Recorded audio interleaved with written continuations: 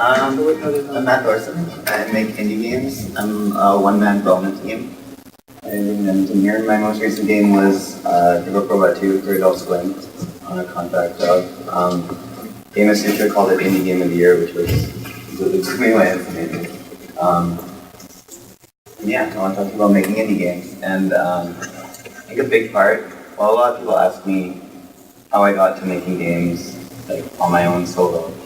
And I think a big part of why I'm making games solo was failure. All the failures I've had in the past, I learned so much from them, and just making lots of, like the startup guys, going back to what they said, the fail fast thing. When I was a kid in high school, I failed fast. I made a lot of games, and they were all terrible, but I learned so much from them. And I think that's really what got me to making games on my own. Yeah, so I thought it'd be fun to show you guys all those really terrible games that made me when I was 14 years old. And just sort of inspire you guys, hopefully, to not be afraid of failing and just with making failures, you just learn so much from doing it. Yeah. So this is the first game I ever made. It's called Paper Runner DX. I'm not sure why it says DX. I think that means director's cut. I was 14. You play as the Excite Bike guy. Just totally ripped it. All the graphics are ripped, except I think I do these blobs for nothing special. Basically, you start the bike, and as soon as you press a key, it starts going across the screen. And you have to use the up and down arrow keys to avoid all the walls. And if you hit any of them, you die. And you have to start over. It's terrible for a couple reasons. All the collisions in the game, they're like precise to the pixel. The game maker had this option, you could do your pixel collision, and that's just a really bad decision because like the top of his head is white and you can't see it, so it blends in with the background, and if anything hits it, you die. And just, yeah, it's just terrible. Also, every time you die, you lose 150 points, and I think you get 10 points for beating a level. So I don't think I've ever beaten it with a positive score. Then I made a sequel. And I think this was a month later. Sorry for my voice and stuff, it makes sound like I'm doesn't hear well, but pretty much added these ramps, you could jump over walls with it.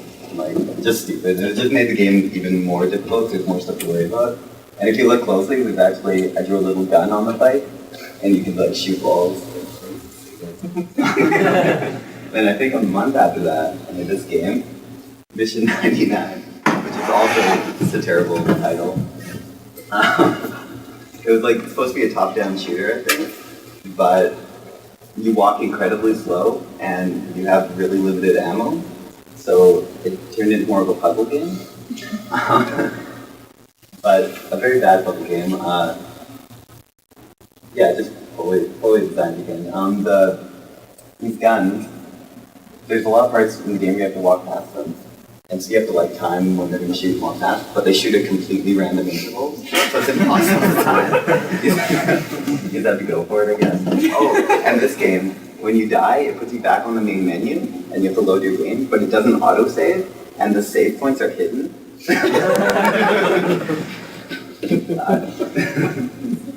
Anyway, this game, these were all made when I was 14, in the year 2003. This one's Stickman Escape. It was sort of trying to be a Metroid game. So you find like upgrades to your gem type and new moves and stuff. But the physics are just horribly buggy. Making a platformer was what really hard. Like trying to code physics and stuff, even though it was Game Maker, which, yeah, pretty easy. But everything was great, it's just ugly. Still bad. I think my games are starting to get better at this point. This one's kind of playable, and it kind of makes sense this time. Like, you know what to do, and it's like kind of clear where to go and stuff like that. It's not just like a maze, but it's still pretty bad. But I could tell I was learning from you. I made a sequel to that, which is pretty much the exact same game, except I drew these little white lines on the blocks to make them look shiny. Ooh, yeah, big worse sequels. This one, the encryption. This was kind of a cool idea. It was supposed to be like an RPG plus a shmup. So at the end of every level, all the enemies you kill, you get points for them, and then you go into the shop and you buy upgrades for your ship. But the game was way too hard at the start, and then as soon as you bought the upgrades, it was way too easy. It was like a typical Flash game. It wasn't a Flash game, but it's a lot of Flash games have that upgrading thing, and then it just breaks it. Yeah, the background is just one black bitmap with white dots, so like, you know how space is supposed to have like black stars with different depths going? This is just like flat background. It's like a code. And next year I made this game, Jumper. I think this is the first game of mine worth mentioning. It's still terrible in pretty much every way. It's way too hard. Graphics are bad. I've ripped all the music from other video games. I think the jump sound effect is Samus's jump sound from Super Nintendo or from Smash Bros. But this one actually got like a little bit of a cult following, and I think it's because this is where my personal style started to show through.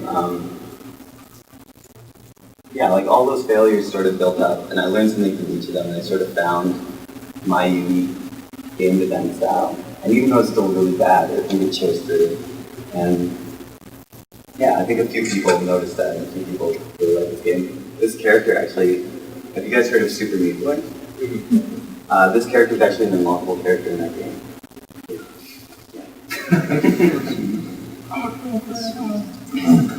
And then, yeah, that's pretty much all the like really bad games I made when I was a kid.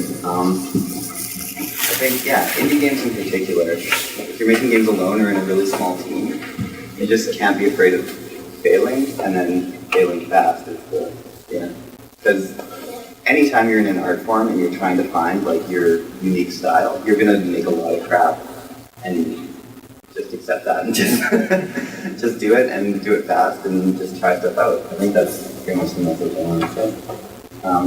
To sort of end on a higher note, I guess I'll show you my newest game, which I'm pretty proud of. Give Up Robot 2. It's a Flash game, you can play it online. Yeah. I think I never would have been able to make this game without all, like if you look at my games, I feel like it's a logical progression through, and like all those failures, each one taught me something, and they all led up to like game beginning. And yeah, that's pretty much it. Thanks. So, you've been doing this for quite a while. Would you say that you're an avid gamer as well? Is there some other things that you do in time, or is this mostly what you spend a lot of your time doing? Yeah, I spent a lot of time making games. I think when I was 14, I just Googled Game Maker and I found Game Maker. Yeah, I've always been a gamer. I played NES when I was a kid, and Super Nintendo games inspired me a lot. I don't play as many games now because I made them. Yeah. You mean how much time do I spend playing games now? Well, I mean in terms of going to work or something like that. I mean, how much time do you spend? Is that basically your main hobby? Is that basically what you do with your free time? I'm a musician too. I play in a band too. But yeah, when I was a kid, this is all I did. I'd come home from school and just open up Game Maker until I passed out.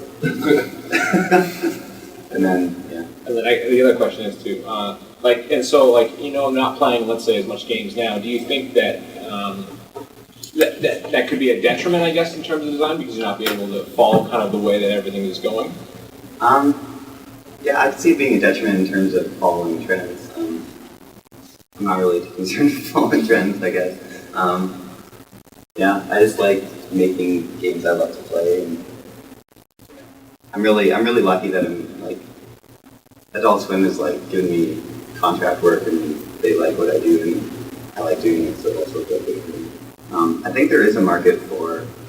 Well, I'm not a businessman. I think there is a market though for the kind of games I love to play, and it is a smaller market. I'm not going to make Gears 4 or anything, but with Xbox Live Arcade and stuff like that, I think there's definitely a place for. What tools do you use, Ben? I use all free stuff. I use Flash Develop for the programming, PX Stone for music, program, but SFXR for sound effects, Audacity is also as well, and Paint.net for graphics.